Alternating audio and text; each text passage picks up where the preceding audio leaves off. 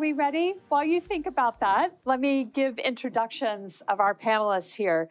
On my far left, your right, is Ilkay Altuntaş, who is Chief Data Scientist at the San Diego Supercomputer Center, where she leads large-scale data science and AI infrastructure supporting research, education, and collaboration. Her work sits at the intersection of advanced computing, real-world impact, and making complex technologies usable and secure at scale.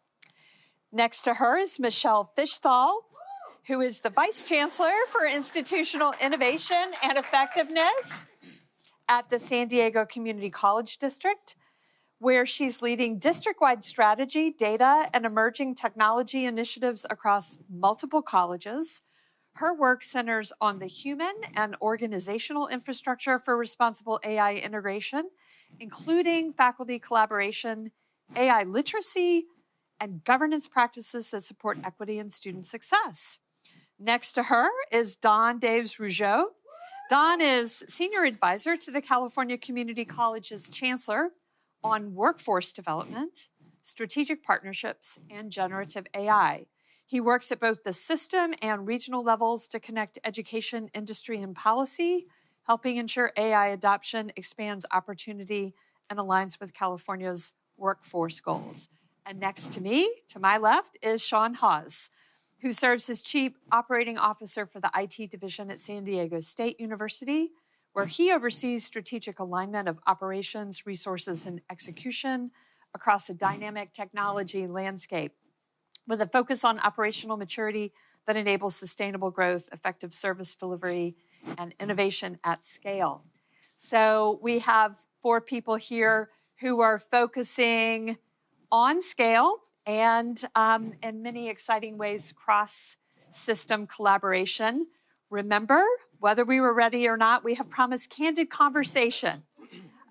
So we're going to begin with a question. I'm going to ask each of the panelists, they're going to each have up to 5 minutes to talk about one thing that they've been doing. So here we go. When we talk about institutional readiness for AI, we often default to tools, platforms, and infrastructure.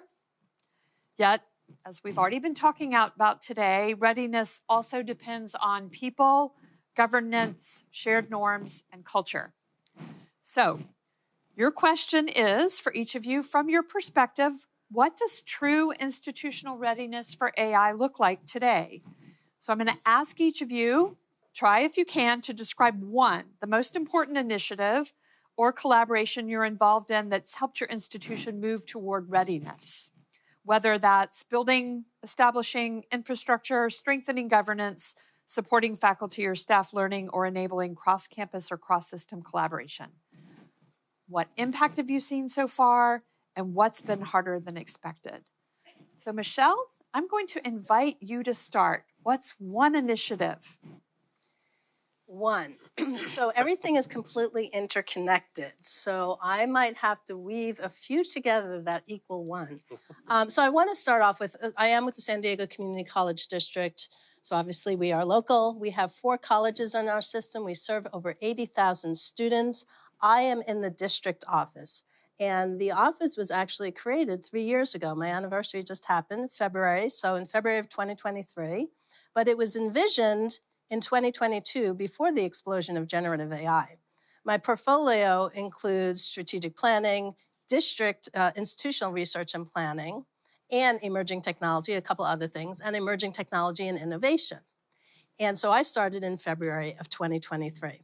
And the first thing that I did is I put out a survey to see where folks were institution-wide through the whole district in terms of, at that point, emerging technology. And although I had been starting to work in VR and AR as part of my work in career technical education, what I saw was it was all about generative AI. So one of the first things that I recognized needed to be done is we needed to create a culture in which we could actually have conversations around innovation, emerging technology, and generative AI. And it was very clear, even at the cabinet level, no one was ready to start having those conversations. So I had to figure out what can I do to both start building infrastructure while in a very quiet way, while recognizing AI literacy was going to be needing to be at the forefront. And so I reached out to my former colleagues, Vice President of Instructions, and I said, do you have any faculty who are already engaged in this work? And I put it out there in a way where I was inviting someone to the ASU GSV Summit that was happening, and I was offered some free tickets. And one faculty member, a English faculty from Miramar, was very into a lot of the work. And I was like, let's start having conversations. He was already starting to do some AI literacy with peers. So I said, let's do this together. And our first virtual training or workshop in AI, in generative AI, we did together. And from there, I now have 3 faculty specialists. You saw one earlier today, Alison Gerganis. And we are trying to build out engaging with faculty. It was very clear we needed to start with faculty. One of my biggest fears was if I started engaging students and they started going to classrooms with faculty who did not know anything about generative AI, we were going to be in trouble. So it's really taken these 3 years to start being in a cultural place where we can now start truly engaging in conversation around generative AI. The colleges are doing this on their own now. They're starting to do this on their own. So now we're figuring out, how do we work together? So if I were to now sum it up into one thing, it is creating culture, recognizing where you need to start in understanding whatever it is you're going to talk about. So if it's generative AI, we need to be in a place where people have enough knowledge about what it is and is not to actually engage in conversation to see how are we going to talk about it in these different spaces, in the classroom, operationally, in the different disciplines. So culture and knowledge go a long way. Thank you, Michelle. I heard a lot of things that I want to ask follow-ups to, but I'm going to resist that temptation. I did hear start with understanding, start with faculty, start with conversations. So I'm going to turn to you, Sean. You're looking at me, perhaps. I also heard the word survey. What about you in your context? What's one initiative that's made a difference for institutional readiness? How'd you know we were going to talk about the survey? So yeah, much like Michelle, going back to the adage of you can't change what you don't measure. When ChatGPT came on the scene in fall 2022, shout out to our Center for Teaching and Learning for partnering with us early on to start to understand what was happening and just how many students were already using AI, to what degree we needed to respond. So collaborated with, through a shared governance approach with areas like our Center for Teaching and Learning. We also recruited 4 different AI fellows, so 2 faculty fellows, 2 of whom are on the organizing committee here today, Dr. David Goldberg and Elisa Sobo, and 2 student fellows as well, across disciplines from the humanities to business to sciences. The first thing we did is created a survey. So we launched that the following year in fall 2023, campus-wide. Campus-wide surveys like this, you typically gain somewhere around 2 to 5% of responses. They end up in students' emails, get buried by more important things, or perhaps not read at all, and very small response rate. Early on, we were seeing responses in the teens and up to 38% this last year. So that in itself exemplified just how important this was to students. Since then, we've expanded that survey across the CSU, all 22 of our campuses, plus the Chancellor's Office, and with our colleagues across UC San Diego Community College, and dozens of other institutions globally. Some of the themes we saw were that students were already using AI. So not a surprise to us here, I think, but just in that first year, it went from 45% of students using ChatGPT to 83%. Now we have a system-wide license for ChatGPT EDU, but it's important to note that that's not why most students are using ChatGPT. That didn't empower students. They were already using it, but in most cases, they were using the free version of tools like ChatGPT, Gemini, et cetera. And there was equity gaps that we saw emerge both in the quantitative and qualitative data.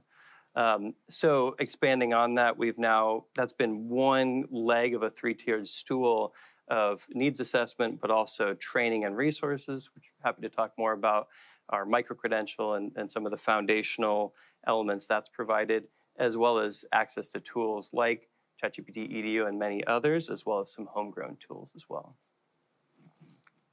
Wow, I'm hearing themes of knowing ourselves, assessing our own landscape. Don, can I turn to you now? What's one initiative that you've been involved with that's sparking readiness? Sure. Yeah, happy to lean into that conversation. As you all know, California community colleges are 116 colleges across the state, serving 2.2 million students. And we are more of a confederacy in the sense that we have 73 independent districts that are self-governed and have local control. So we, at the Chancellor's office, however, felt it was really important for us in this really historic moment in time to begin to bring together stakeholders and constituency groups across our system in the true spirit of shared governance, to really think through deeply around how we would move this work collectively as a system. And so Craig Hayward, who's our Vice Chancellor for AI Strategies, started to convene what we now call our AI Council.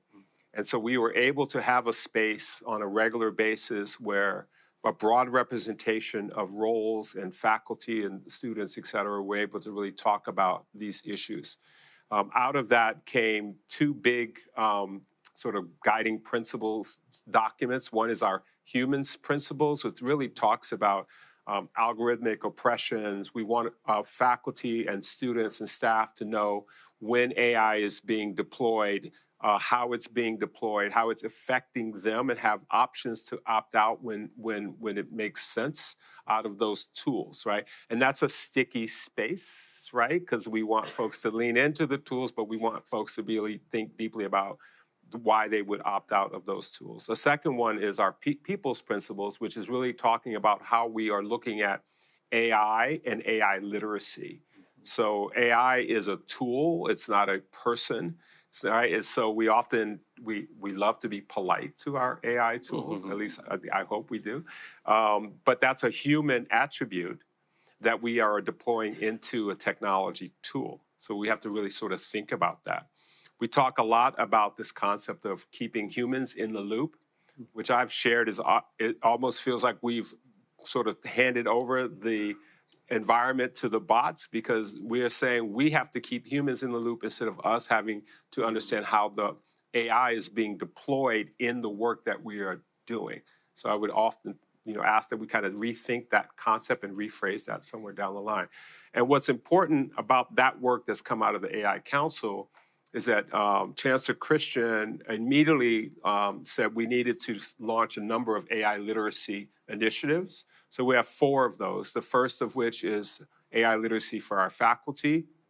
We have an AI literacy initiative for our classified professional and staff. We have an initiative that's going to be focused on students, of course.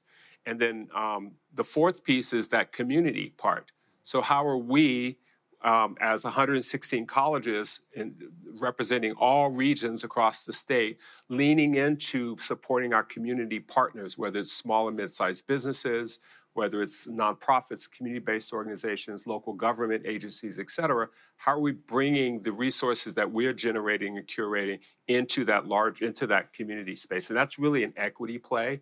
It also empowers our students to be able to get the kinds of skill sets that they might need to go into that second tier of occupations as those first entry-level tiers are starting to dissipate. So that AI Council has been a really important piece for us, and it helps us, like I said, really lean into that shared governance aspect. Thanks, Yeah. Don. Ilkay, what would you like to add to Yeah, our conversation so far? we already have really great points. I want to sort of frame institutional readiness or AI readiness at the institutional scale around what we heard and maybe add a few things. I think any AI readiness, starting with the institution, has to start with people. And people we just heard, they can be at the student scale, faculty scale, department community scale. There are different groups of people that are involved.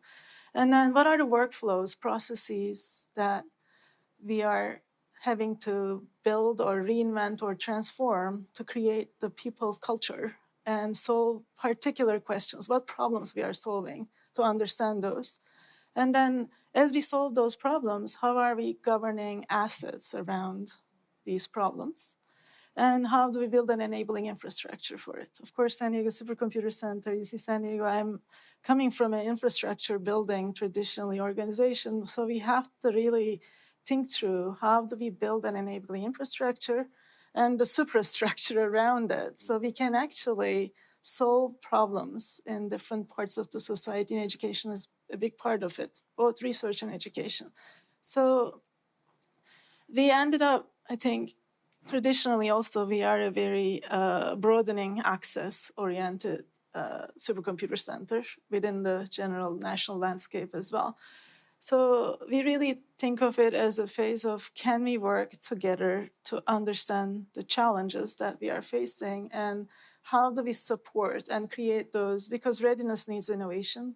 How do we create those innovation pathways so we can actually enable those pathways through infrastructure, make it easier to deploy infrastructure, make it easier to for people to then have access to those infrastructure and tools through carefully designed interfaces.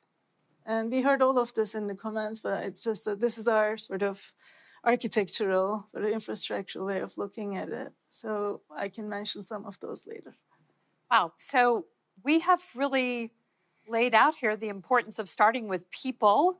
And even from Michelle's starting us off, I heard a process when I was thinking to myself, well, this sounds like it means like our organizations are healthy, that we have processes for involving people. So even though my question started off with, when we talk about institutional readiness, we often default to tools and platforms and infrastructure. We've only talked a little bit about it. So before we turn to the next question, I want to ask the panelists, and you can volunteer to go first. What about the tools and the infrastructure? What is the thing from your perspective that you've seen your institution or system bring in that had to be built or acquired for this particular change?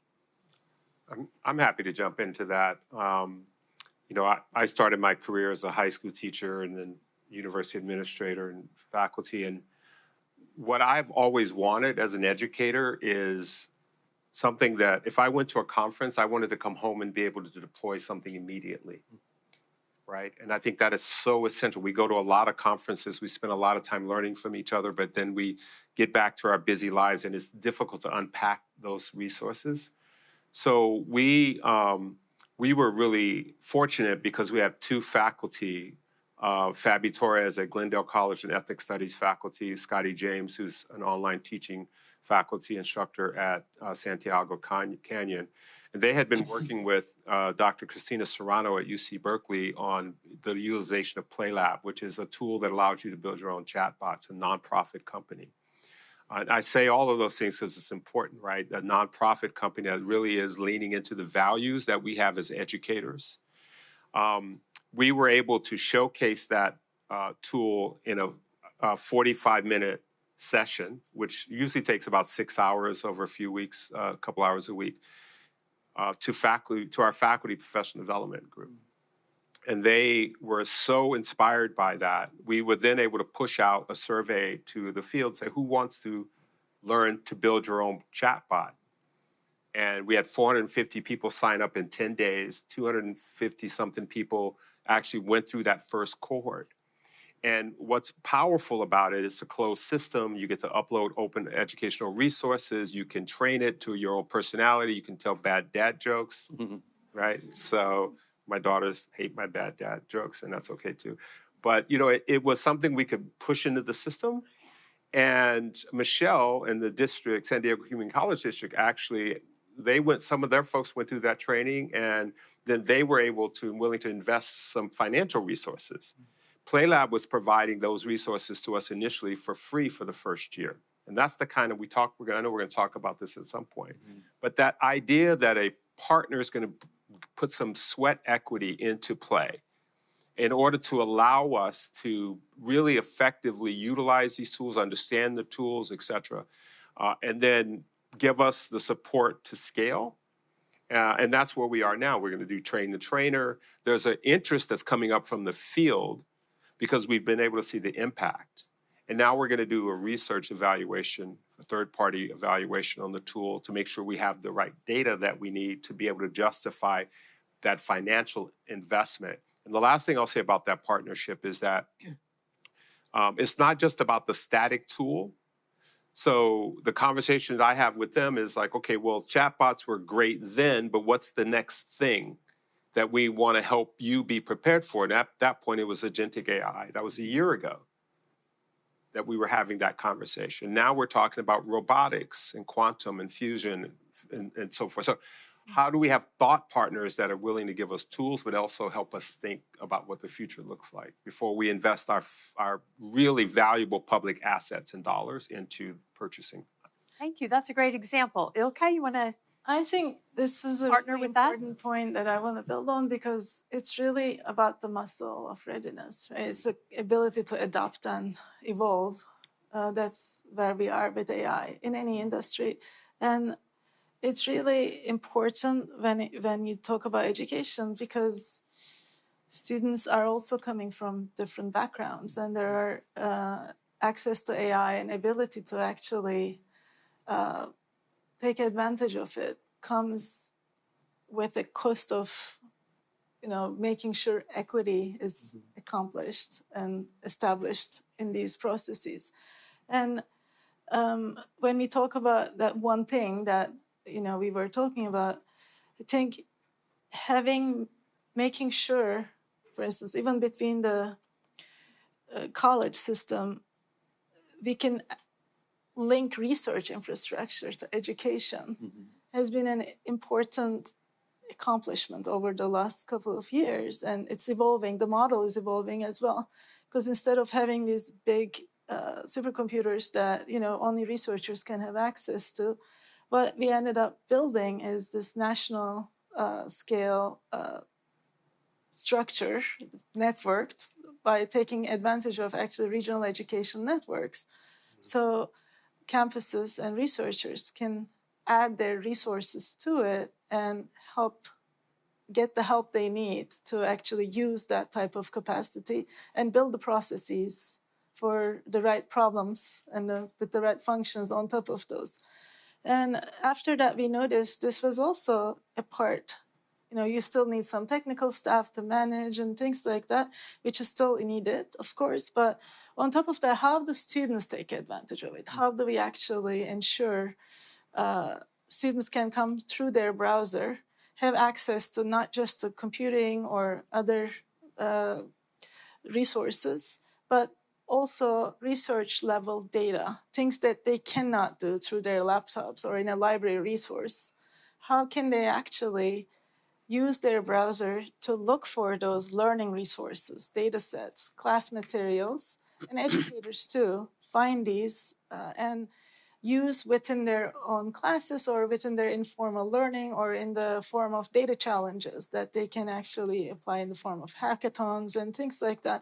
And we are seeing a good change there that we onboard students in one setting and we are noticing more students from different colleges are self-finding, self-onboarding.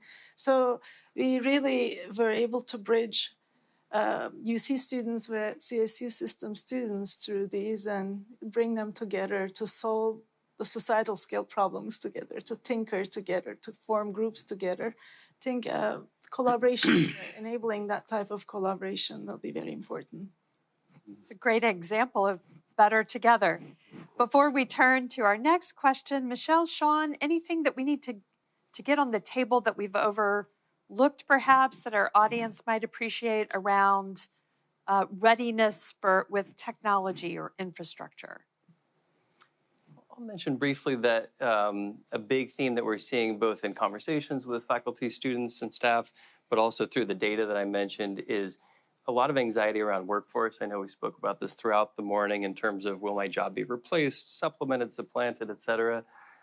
So we recognize that not every discipline will use or not use perhaps AI in the same way. So we're taking a very wide approach in terms of the tool set that we're offering, everything from the as I mentioned, ChatGPT EDU offering from the Chancellor's office to more homegrown tools and research tools and other things, but ensuring that students have foundational training for that, as well as faculty and staff, but opportunities to go deeper in discipline-specific content, because we know they're, again, anxious about what will their career require from a training and skills perspective. So I'm hearing readiness involves looking around corners. Michelle, anything to add?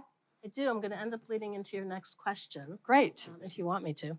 So when I think about, are we building something? Are we buying something? I have a third one, and that's in partnering. And we heard a little bit from Don where the state is looking and making tools available to us. But then what do we do as an institution? And so it's this play of there's lots of things out there that we have access to, but now what? So something that you might not know about, Don, is we, in my division, have built out, we have a draft checklist for bots because we are building a bot library. And this may be an announcement to a lot of people who are in our district because we haven't put it out there yet. But we want to make sure that as our faculty are working on these bots, we know that they're usable in lots of different places. And so we want to create an environment where people can share and collaborate and learn from one another. And so that's part of the way that we're engaging in the state making access to a tool. But from a partnership perspective, we as a district have not explicitly invested in an AI specific tool. Instead, we have partnered for access to tools. We have our state chancellor's office.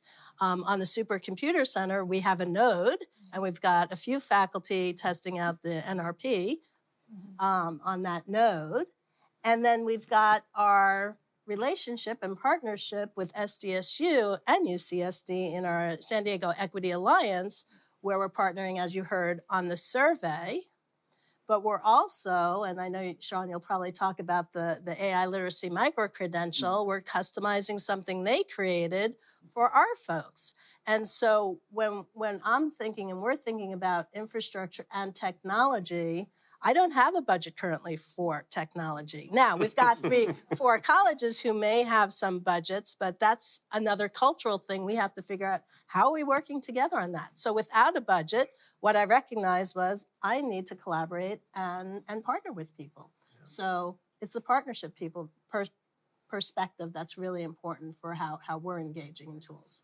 Now I'm starting to think that readiness is about being willing to collaborate and seek help.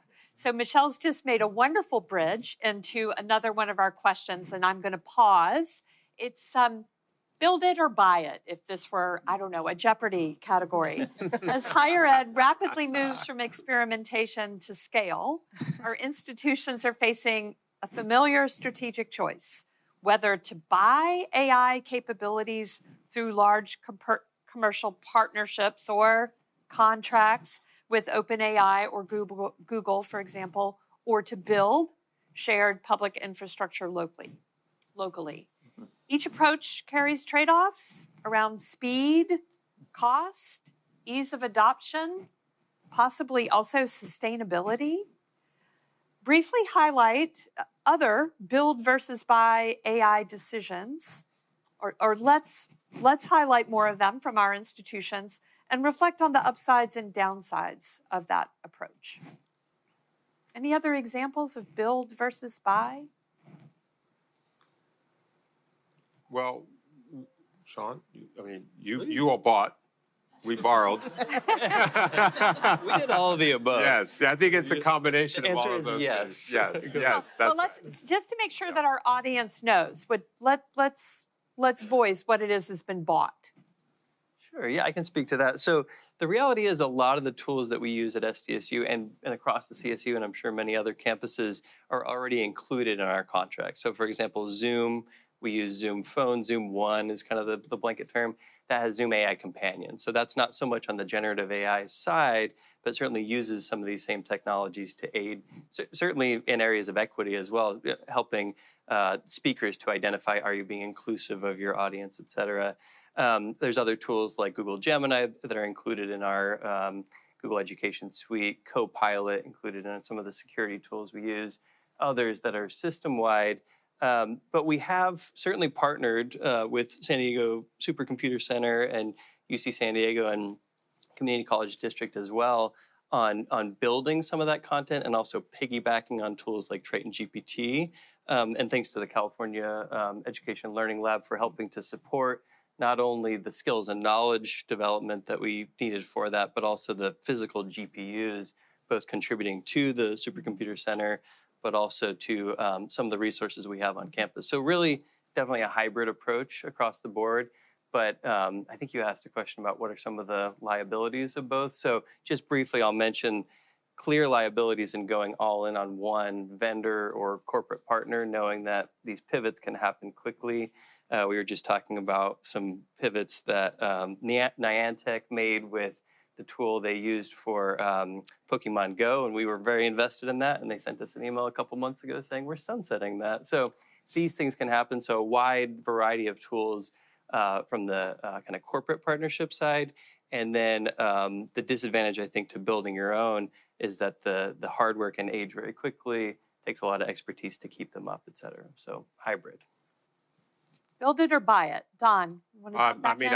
I would echo everything Sean just said. I mean, we leaned into free or low cost, and so we were able to have that conversation with Google around the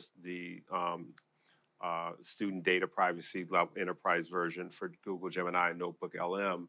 And part of that was, to your point, we just don't know how long any of these tools are going to be around, that there will be better tools. At that time, we were like 6 months, there'll be a better tool. And then, now it's like 6 weeks and now it's 6 days. And there's a whole conversation about which one of these companies will last, right? I'm hearing conversations about Google possibly buying Anthropic, Amazon possibly buying Anthropic, right? So we just have to be very careful around that and lean into partners who are willing to provide you the resources that you need in order to prepare our learners and our staff to prepare our students for the workforce. I think that's a really important piece here. And it's an equity issue as well, right? And so we leaned into Google because they're like, we're going to give this to you for free.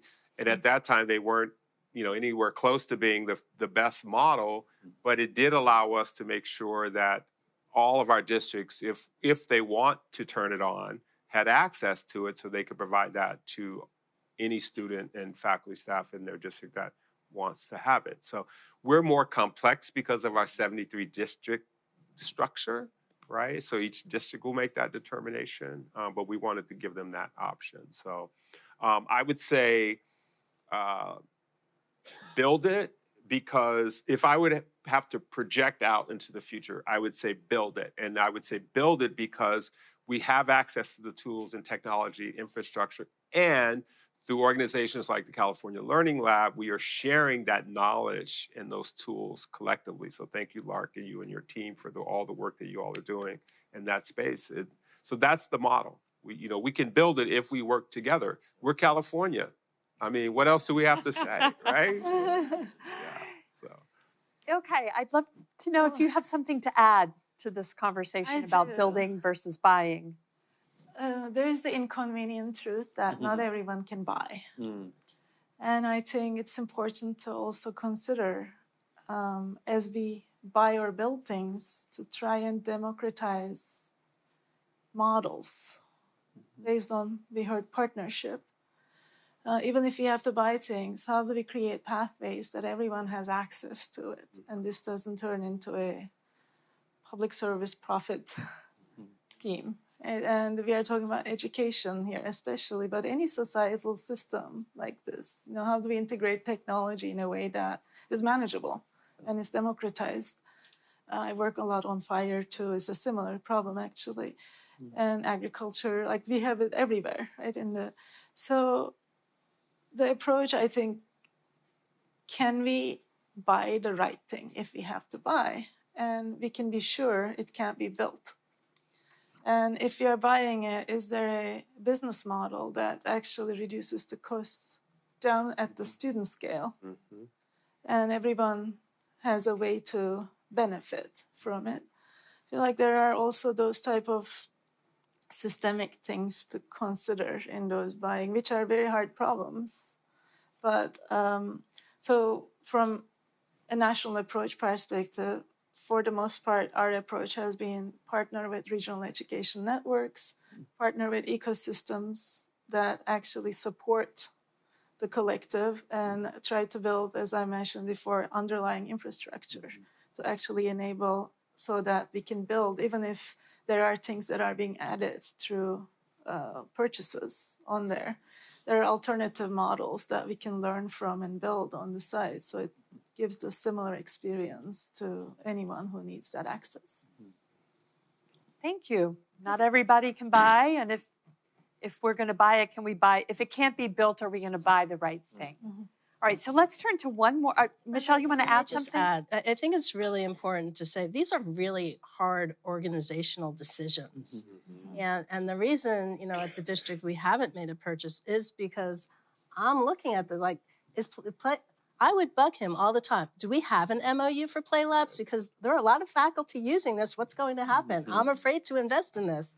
They're hard decisions because we know how much effort people are putting into these tools, and then if they go away, that's a horrible thing to consider as a leader in this work. And I just wanted to make sure that's out on the table. This is hard because we don't know what's going to happen, and we do know that we have to make these tools accessible, especially in the community college district, the community college system, for our students. And so we're just starting to talk about Google Gemini and LLM to get that launched. And what does that look like? We have to have conversations before we can do that. We have to understand the impact on our students, good and bad. And so that part of any kind of decision making is it doesn't happen overnight. And so that's just an important thing that we should build into this conversation. Thank you for that. That's really important to remember. These are hard decisions, and somebody has to make them. Well, I would also add, you have to have the courage to walk away from something that doesn't work. Even if you make a financial investment, you really have to stand up and say, well, this is not working the way we thought. We're going to move away from it and look for the next resource. And that takes bold, courageous leadership. That's also sometimes true of the investment of human capital also, isn't it? We want to avoid people investing time in something that isn't going to last, and yet the fact that time is invested is not a reason to stick with something that's not working or causing harm. Yes. All right, so let's turn to one more structured question before we'll have a lightning round, and I hope that you all have questions ready for this fantastic panel. So back to readiness. Ready, is it an adjective or a verb? If we think of AI readiness as something that develops over time, not a yes-no state, where would you place your institution or system right now? And if you'd like, what's one concrete development, decision, or investment that's meaningfully increased your institution's readiness? Or you could take it in the direction, what feels like the most pressing gap in your situation at the moment? Any takers to start that one? Ilkay, you get to go first this time. Because obviously I don't represent one. So I think, as you said, it's a spectrum. And we kind of got caught in general at the experiment and prototype stage. I think we should move from that to coordination and operation. So there is a kind of move happening. I'm observing it, at least, that happening, that there are now, as we heard, there needs to be needs assessment. It's like these are very hard, and we are starting to understand the role of AI in some of these places, and also AI is evolving in a way that it might be useful, actually. So as we teach it, we can actually use it. It can help us as well. So there, I think there are at least pockets, like can we use AI to tutor students, or can we use AI in some processes for effective management of things? These things are starting to move from experimentation to things that are actually really doable. And we can, of course, carefully monitor and coordinate those. And as we understand their effectivity, we can operationalize them. I think in that spectrum, we are sort of in the middle for some things, in the beginning for some things, just experimentation. As you might even buy things to experiment with, and it just doesn't work sometimes. Or things sunset because also some of the industry is very new. Education tech industry is struggling at times as well. So, and then there's some mature things at the especially big tech scale that can be utilized through partnerships, and that we can talk about operationalization. But even in storage and email management, I think institutions made some mistakes, and those mistakes are known. How do we learn from those and build them in the right way into the ecosystem? Thank you. Just to Michelle? build on that and name it, readiness is not linear. And so, yes, there's the back and forth, but there's also what are all the different components we have to think about. And something that hasn't been mentioned, so I'll mention it now, is data governance. If we're going to talk about AI, it's data. Where are institutions from a data perspective, from a data quality perspective, from an understanding of how data is stored, carried, utilized? And so one of the first things I did within a year is recognize that we had a gap in our institution in terms of someone who's truly leading in the data governance area. Obviously, we have data governance in such a large institution. We have security in place, we have privacy in place, we have all of those things. But who's carrying us forward? We was starting to work on an enterprise database warehouse before I even took the position. And we're still very much in the beginning phases of that, in part because we didn't have someone leading on the data governance side. So just less than a year ago now, we hired a data governance manager. And we put them in this central institutional innovation and effectiveness office as opposed to an IT office because it does touch so many different places. So when we're talking about AI and how we're ultimately going to use it, we need to make sure we've got that data governance in place. So that's just one piece of scaffolding that we need for the data component of it. I can talk about from a cultural perspective where we started out 2.5 years ago, myself and one of my faculty colleagues, in talking about AI literacy. We're now at the point where we actually can start having conversations where, yes, there's still pushback from many faculty, and it varies amongst our different institutions. But now people understand it, and that's why we have people using play labs and developing bots. So there's been so much progress in that area, yet we have all these other infrastructure pieces that are more in its infancy state. So it's going to keep going backwards and forwards, and we're going to keep identifying things that we need to build up as institutions. So I'm just going to remind the rest of our panelists, because Michelle, you've done this a couple of times today. We're going to have a lightning round before we turn to your questions. And so you've given a perfect lightning round answer. Readiness is not linear. So I'm just reminding all of you, that's what we're looking for. Okay. But audience, I'm going to ask you to think about the questions too when we get to them. Yeah, John, you want to add something here? Yeah, sure. I'd say it's contextual as well, right? Readiness is contextual. I would contend that it starts with leadership.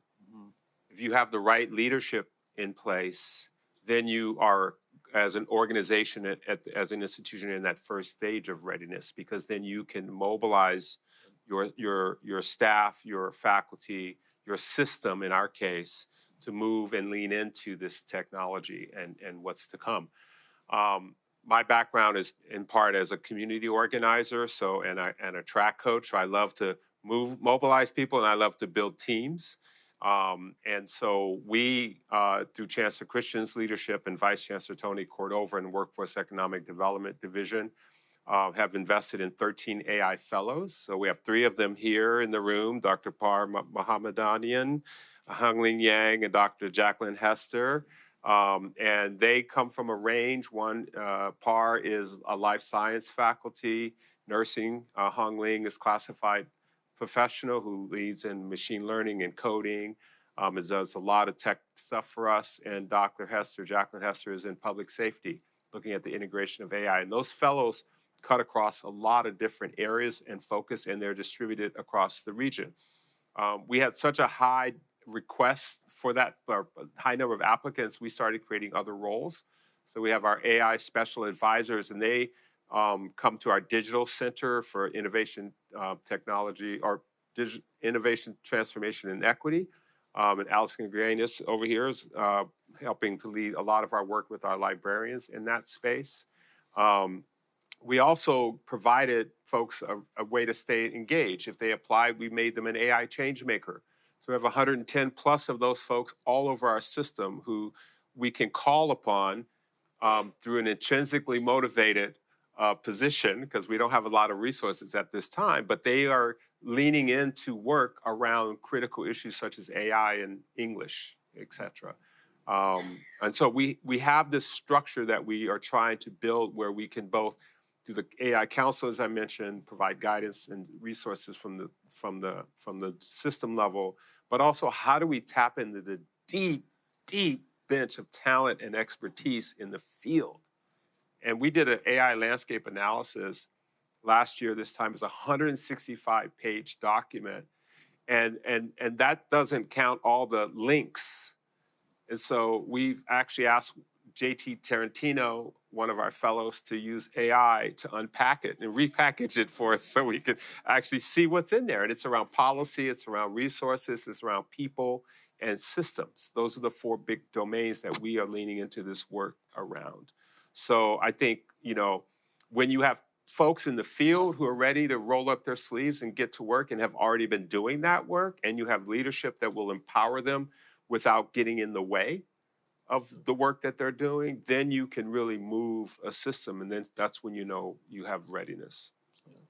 Sean, you're going to get the last word here on where your institution is on readiness. Well, maybe I'll start with saying I don't think any of us were truly ready for what happened to us in 2022, 2023. Any dissenters out there? Was anybody ready? I had been hearing from our A little bit, yeah. All right, we'll talk. We can come back to that We later. had all been hearing that AI would transform everything, and when we looked into specifics, it's like, well, you'd be getting like customized advertisements on social media, some kind of banal things like that. And of course, when we saw generative AI, talk to us like a human, obviously everyone kind of changed their mind immediately. So while we weren't ready at that point, I think we made a lot of progress. Michelle mentioned the micro-credential training that we created. So the goal there was to close some of the biggest gaps that we had seen around equity, around ethics and responsible use, and really just create a baseline foundational understanding, starting with our students and then scaling that up to faculty, staff, and now many other institutions across the system and around the state. So I think that we've done a pretty good job of creating that baseline understanding. Where we need to go now is diving deeper into discipline-specific content. So I know there was a presentation earlier this morning led by a few of our faculty on ACORN. So Nora Schultz, Lisa Sobo, and Beth Pollard have been leading an initiative modeling what that looks like in a specific discipline or department. And again, building on that foundational knowledge, how do we go deeper and set norms and expectations? And the last thing I'll mention that I think has closed a big gap is in our first iteration of the survey, the first of 3 years, there was one qualitative quote that really stood out. And a student said, please just tell us what to do and be clear about it. The students were just as confused and anxious as faculty.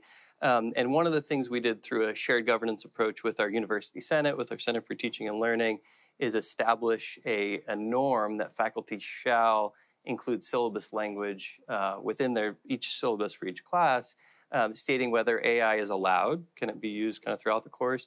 Is it restricted? It can only be used on certain assignments. Is it disallowed? You can't use it at all, or you can use it, but you have to document how you use it. So certainly no one at SDSU or elsewhere is saying that every course should use AI, but we're also saying that we shouldn't have some basic understanding of how every department should treat AI. So clarity, and again, we've made a lot of progress.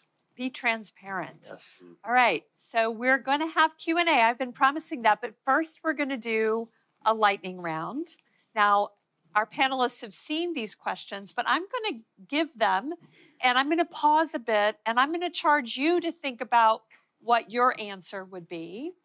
And then we can, I might ask you to pair share, so be ready. But then you can compare with whether any of the panelists say what you were thinking. So I'm going to start with this one. Where do institutions most overestimate their readiness? Technology, governance, or people? I'm going to pause for 10 seconds before I make you go. Where do institutions most overestimate their readiness?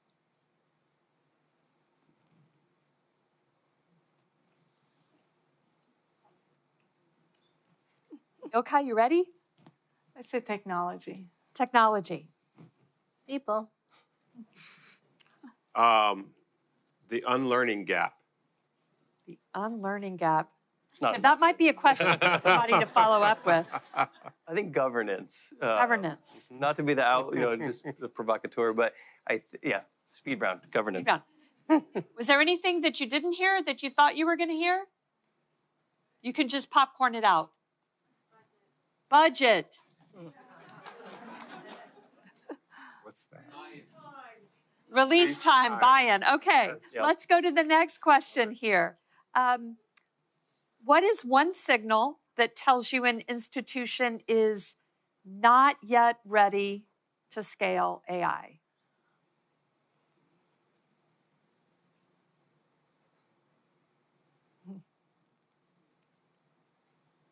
I got my ends ready here, but I'm going to start with Sean.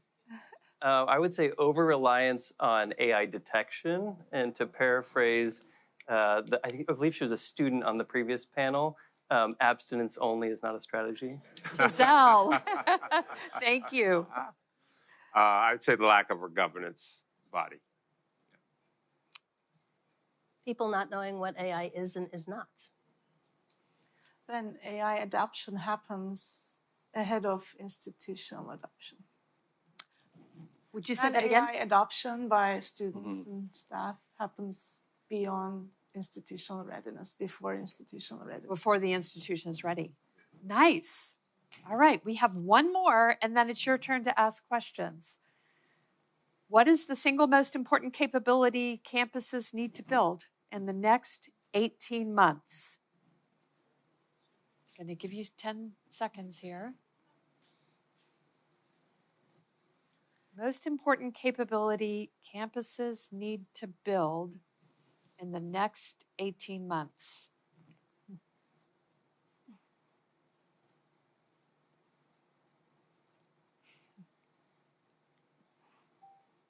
Are y'all ready? Yeah. You okay? You might have seen these questions before. An AI strategy to avoid the tactical moves toward AI. An AI strategy. I am still not ready, even having seen the question, but we need to start moving beyond AI literacy and into fluency and competency to really move the needle and to really support our students in being productive for what's coming up in our communities. We did not discuss this, but I would say a student-facing AI literacy infrastructure. All things lead to students, so. And I think faculty resources, specifically time and funding for preparing. Yeah. All right, we got some cheers for that. I need a more student-centric audience here to get some snaps. Okay. Faculty feed the student. Faculty feed the students, yes. All right, are you all ready? What questions do you have for this wonderful panel about readiness? I see one back there in the middle. Hi, everyone. Ingrid Greenberg, San Diego College of Continuing Education. We're part of the community college system, and I serve as a distance education coordinator, and our faculty are approaching me and our team saying, hey, I went to a conference. I saw this generative AI tool that will help me make videos to support my nursing students, to support my welding students. Can you come over to our department meeting and train me on this new generative AI tool? And I'm quickly looking it up on the internet. And then, like, I'm considering governance, ethics, guardrails, cost. Will this tool even be around in 6 months? All that's going through my mind. So I love the concept of moving from readiness to fluency because our faculty are embracing AI tools. They are experiencing it when they go to conferences. And I think a common theme today has been, is there more funding out there so more faculty can get access to basic literacy and fluency so that by the time they get to us, they're not saying, hey, I saw this bright, flashy new tool and I want to use it. And they're approaching it from a more like, okay, here are the ethics, here's the timeline, here's the governance. And so I'm wondering from a system-wide perspective, how can we do that? Because every community college has distance education coordinators and instructional designers like myself. And we're trying to support our faculty, work with their students to find the best ways to use these tools for curriculum development and to prepare our students for their careers. So first thing I would say is do not do this alone, because there are likely others out there who have experience with any particular tool who can advise you on the efficacy of that tool. Our AI change makers come from all different roles across our system, and they are leaders in that space. And one of the things we've charged them with is to create communities of practice. And so what I would advise is to reach out to your organizational,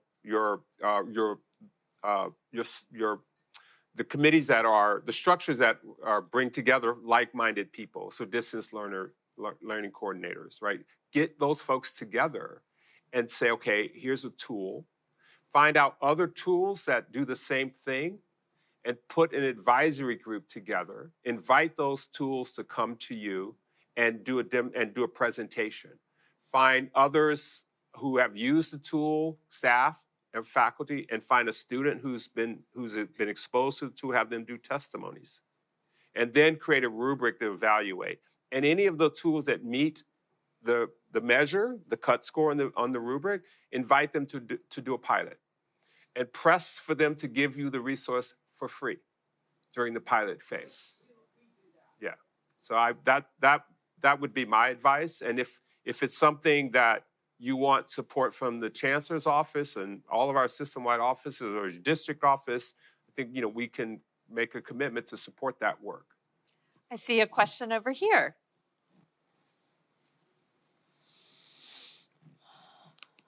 Rebecca Stasnopoulos, Southwestern College. I teach chemistry and I serve as the Vice President of the Academic Senate and AI Policy Chair.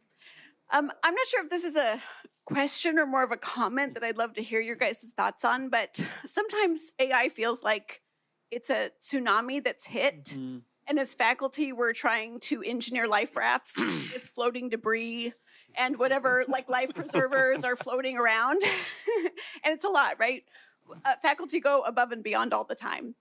And so as we're talking about building it or buying it and what technologies we're using or paying for or getting for free, I think that there has to be a strong message from education that says we're not going to accept your products without the guardrails and without responsibility from the tech companies saying we're recognizing the greater societal impact, not just in education, but everywhere. And we're taking responsibility and we're offering resources. Like not a year for free, but here's resources for you guys to help us see how to fix these problems.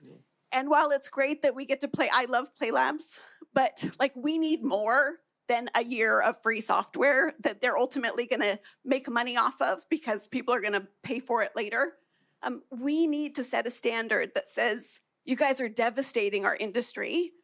There's lots of, I'm actually an AI enthusiast, but there's lots of devastation and real concerns that we're facing that we can't be expected to fix in our classrooms while we're also educating our students. And so how do we, as education as a whole, say, you owe us more than we get to play with this for a little while for free, but we need infrastructure, we need resources, we need guardrails, and you have to take some responsibility for that, meaning the AI folks. So thank you for that.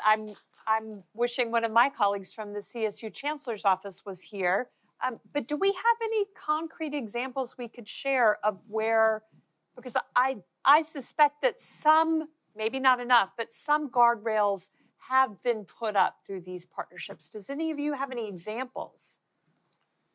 Well, I mean, I'm not going to address that directly, but I will say this, a couple of things. One, I failed to mention Ellie Constantine, who's our special AI advisor at the Digital Center on Accessibility. So we brought her in to really help us think through accessibility issues with any technology opportunities that get presented to us at the Chancellor's Office before we present them out to the field. So I think being really strategic about having those types of groups, those types of resources to address those specific items is really important. Salesforce gave us $2 million in a grant, $2 million to do bleeding edge initiatives in AI. No strings attached. But they want the information. I mean, there's always strings attached, whether stated or otherwise. I'm not Pollyannish about that. But they want to see what the results are of those kinds of initiatives. Our AI fellows are charged with being on the bleeding edge. Agentic AI, right? I mean, Moldbot, OpenClaw, whatever it's called now, right? How do we know what that can and cannot do if we don't get into a sandbox and experiment with it and play with it? Google has given us some resources to help us roll out their Google data analytics and train faculty, give stipends to faculty for faculty professional development. So you're right, we have to not only get the tool, but we need the resources to help us do the implementation and make sure that all the right people are at the table as we are exploring those tools. And really think thoughtfully about what long-term adoption looks like for any of those tools, right? So. Yeah, I'll just briefly mention, I don't think it falls into guardrails per se, but I think tying back to the first question about kind of the proliferation of all the many tools that are going to solve all the problems for faculty, staff, students, et cetera, I think us modeling and more importantly, faculty modeling for their students' responsible use, specifically enterprise tools, such that the data that the students, faculty are uploading to these tools are not training the LLM. So I think that, modeling responsible use is key. We have time for one or two more questions. We have one here, and then up front next. Okay, my question is a little more mundane, I think. Eyal Lauren, I'm at San Diego State, and I'm a school director. And my question is really about thinking about the faculty buy-in piece. And I think one thing that would help people is thinking about productivity. And one thing I haven't really heard so far is, so let's say as a department chair, how can I run my department more efficiently using AI? As a faculty, how can I manage the gazillion emails and whatever? So are there thoughts about that in terms of, again, so this is more from an employee perspective, right? What can institutions do to help people along? And so now we're outside of the classroom and we're outside of research. And Yeah, I can take that. So we're about to, I'm going to steal this from you then. Maybe you go first. I already spoke. Please, Okay. yeah. So we're about to launch for our faculty and staff an AI micro-credential to, again, get that literacy component going as we then start launching. Actually, we already have professional development for our staff in the utilization of AI and how can you incorporate it into your work. So I think we started doing some of that, Allison, last year, I believe, and we're continuing to build up on the staff component. We very explicitly, with the limited resources, I felt that we need to start with faculty, but now we're getting into the operations piece of it. So it's being really intentional to make sure you've got training going in that area as well. I'll just briefly add that staff are our power users according to the self-reported data. And I think staff are often overlooked in terms of strategic, we often talk students, faculty, and then staff, but I think we can learn a lot about how our staff are using these tools, doing more with less and oftentimes and doing it really well. And if I could just add 5 seconds. Okay, 10 seconds. Classified professionals and staff are always worried about job displacement. Yeah. So we need to be thinking about providing the training and resources and the ongoing job reclassification as we introduce new skills and new requirements for their jobs. So how are we reclassifying them over time so they're not get to that point where they're not having to reapply for their job. So we're making sure that we're setting them up for success long term. That's a really deeply thoughtful process that has to take place. There was one more question. Do we have time for that, or should we ask them to address the panelists later? All right. Well, you can ask it later. Thank you all so much for your engagement, and thank you. I've learned a lot today.